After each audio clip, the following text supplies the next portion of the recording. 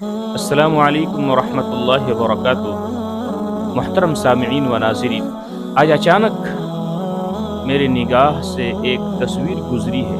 اس تصویر نے مجھے اس طرح پر اثر بنایا اور آبدیدہ کر دیا کہ اچانک اس تصویر کو دیکھ کر میرے ذہن میں حدیث پاک کا ایک مفہوم اور ایک واقعہ ذہن میں گردش کرنے لگا۔ یقیناً وہ تصویر میں آپ کے سامنے رکھوں گا قبل اس کے کہ میں اس واقعے کو آپ کے سامنے پیش کروں۔ معزز ناظرین، آپ نے والدہ کے سلسلے میں، امی کے سلسلے میں، ماں کے سلسلے میں بہت سارے واقعات، اس کی فضیلت کے بارے میں، اس کی منقبت کے بارے میں، اس کی عظمت و مرتبے کے بارے میں بہت ساری چیزیں آپ نے سنی ہیں، بیانات میں، خطابات میں، واضح نصیحت میں کہ ماں کا درجہ بہت بلند ہے، ماں کی عظمت بہت بڑی ہے، ماں کا مرتبہ بہت اونچا ہے۔ یقیناً اس میں کوئی شک نہیں ہے، اس میں کوئی انکار نہیں ہے، لیکن یاد رکھنا باپ کا مرتبہ بھی بہت زیادہ ہے، باپ کی عظمت بھی بہت زیادہ ہے۔ اگر ماں اپنے پیٹ کے اندر بچے کو 9 ماہ بڑی مشقت سے رکھتی ہے، لیکن یاد رکھنا باپ بھی ایک ایسی عظیم ہستی ہے جو ساری زندگی، پوری زندگی اپنے دل و دماغ میں اپنے بچے کو رکھتے ہیں۔ تو آئیے میں پہلے ایک واقعہ سناؤں۔ حدیث پاک میں وارد ہوئی ہے کہ ایک نوجوان دربار رسالت صلی اللہ علیہ وسلم میں حاضر ہوتا ہے، اور حاضر ہونے کے بعد وہ اپنے والد کے سلسلے میں، اپنے باپ کے سلسلے میں شکایت کرتا ہے کہ یا رسول اللہ، یا حبیب اللہ، میرے والد، میرے ابو جان میرے اموال کو، میرے مال کو مجھے پوچھے بنا ہی خرچہ کر دیتے۔ اس شکایت کیا؟ آقا علیہ الصلوۃ والسلام نے اس کے والد کو بلا بھیجا۔ جیسے ہی ان کو بلایا تو انہوں نے کہا، کیوں بلایا اللہ کے حبیب نے؟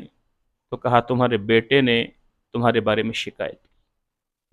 جب یہ بات سنی تو اس کے دل میں بالکل خنجر کی طرح بالکل لگ گئی کہ میرے ہی بیٹے نے آقا کے دربار میں شکایت کی۔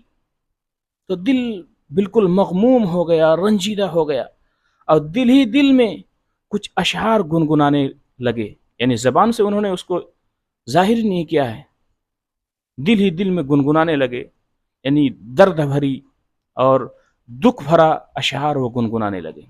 زبان سے بالکل ابھی اس نے اظہار نہیں کیا ہے کہ اچانک حضرت جبریل امین علیہ الصلوۃ والسلام آقا کے دربار میں تشریف لے آئے، قبل اس کے کہ وہ بوڑھے آدمی، بوڑھے میاں آئے۔ اب وہ بوڑھے میاں آہستہ آہستہ آنے لگے آقا کے دربار میں، اور اس سے پہلے حضرت جبریل امین تشریف لائے، اور آنے کے بعد آقا علیہ الصلوۃ والسلام سے کہنے لگا کہ یا رسول اللہ، یا حبیب اللہ، اس بوڑھے میاں کی شکایت کا، یعنی جو نوجوان نے شکایت کی، اس کا فیصلہ آپ بعد میں کیجئے، پہلے آپ پوچھئے گا کہ آپ نے آنے سے پہلے آپ کے دل کے اندر کیا اشعار آپ نے گنگنائے، آپ کے تخیلات میں، آپ کے تفکرات میں کیا چیزیں آئے، پہلے وہ بیان کرو۔ تو جیسے صحابی رسول آئے، وہ بوڑھے میں آئے، تو اللہ کے حبیب نے فرمایا، اچھا آپ جب آ رہے تھے اس وقت آپ کے دل میں کیا خیالات آئے؟ جب یہ بات سنی تو صحابی رسول بے ساختہ بول اٹھے، اشہد انک یا رسول اللہ، اے اللہ کے حبیب، یقیناً میں پہلے لایا ہوں، لا چکا تھا، مجھے یقین کامل تھا کہ آپ برحق نبی ہے، لیکن اس واقعے نے مجھے اور زیادہ مضبوط بنا دیا۔ تو آقا نے فرمایا کہ پہلے تم بتاؤ تمہارے دل میں، کیونکہ مجھے رب نے کہا ہے کہ تمہارے دل میں کچھ باتیں آئی۔ تو وہ صحابی رسول، یعنی یہ بوڑھے میاں، کہنے لگے، عربی کے اشعار ہے، میں چند اشعار پیش کرتا ہوں، اس کے بعد جو ہے میں اس کا ترجمہ کر دوں گا انشاءاللہ۔ تو بوڑھے میاں کہنے لگے، آقا علیہ الصلوۃ والسلام بالکل چپ چاپ سننے لگے، اور کہا، بتاؤ وہ اشعار جو تمہارے دل میں گزر رہا تھا وہ کیا تھا؟ تو بوڑھے میاں کہنے لگے، غزوتک مولودا وعلتک یافعا تعل بما اجنی علیک وتمہل اذا لیلۃ ذاقتک بالشکم لم ابت بالسواک الا ساہرا اتململ کانی انا المطروق دونک بالذی ترکت به دونی فعینای تحمل۔ یہ لمبے اشعار ہے۔ کہنے لگے، اور آقا علیہ الصلوۃ والسلام کی آنکھوں سے آنسو بہتے رہے، ٹپکنے لگے۔ پھر بوڑھے میاں نے کہا میرے بیٹے، جس دن سے تو پیدا ہوا اس دن سے میں نے اپنے لیے جینا چھوڑ دیا، میں نے اس دن سے تیرے لیے زندگی کا سفر شروع کیا، تیرے ٹھنڈی چھاؤں کے لیے میں دھوپ میں، سخت کڑی دھوپ میں جھلستا رہا، تجھے ٹھنڈی ہواؤں سے بچانے کے لیے میں برفیلے ہواؤں سے دن رات لڑتا رہا۔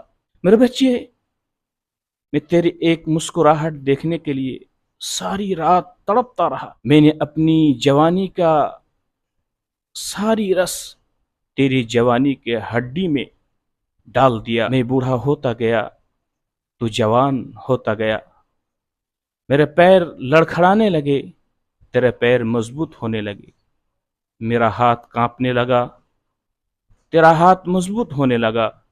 میری کمر جھک گئی، تیری کمر اٹھ گئی۔ میری آنکھیں جواب دینے لگی، تیری آنکھوں میں روشنائی بڑھتی گئی۔